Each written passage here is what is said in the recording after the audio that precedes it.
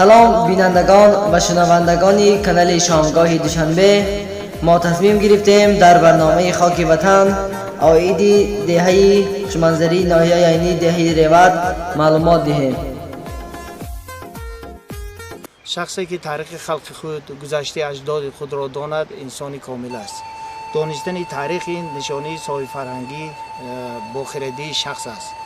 دانستن تاریخ خلق، تاریخ ملت، شناختن فرهنگ و تاریخ نیاگان، این نشانه خودشناسی، خویشتن شناسی، احترام، خودآگاهی نسبت به ملت، نسبت به تاریخ و فرهنگ گذشتگان، احترام نسبت به میراث نیاگان می باشد.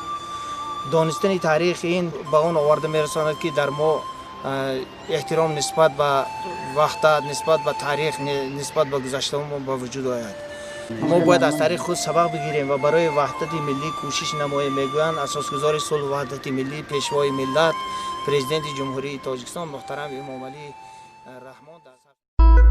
هر انسانی که گذشته تاریخی اجداد خود را داند شخصی با معرفت است. یعنی دانستن تاریخ ملت خویش این نشانه خویشتن شناسی و خودشناسی ملی، احترام نسبت به ملت خود می باشد.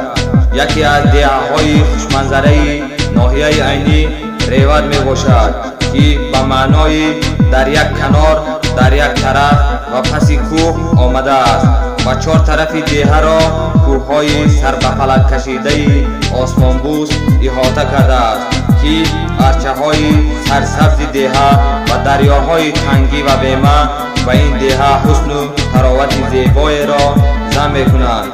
ریوت را اینچنین باغچه بزرگان نیز میگویند که در چهار طرف دهه عبدالله ولی، خوجه شیرسوار، حضرت خوشکاکول، خواجه ویس قرنی، تاله مزار و بسیار بزرگان نهفتند که امروز هم زیارتگاهی تمام قلمروی وادی زرافشان گشته است.